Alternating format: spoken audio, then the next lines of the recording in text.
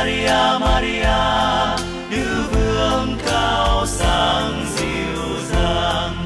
Này ngàn ngàn vòng hoa, này ngàn ngàn vòng hoa, này ngàn ngàn vòng hoa, kết dâng mẹ trên thiên tòa.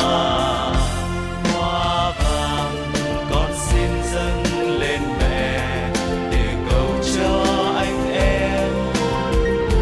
Hoa hương con xin dâng lên mẹ cầu cho ai nhọc lao. Cành hoa hồng con xin dâng lên mẹ cầu cho ai khổ đau. Màu trắng này con xin dâng lên mẹ để cầu cho quê hương.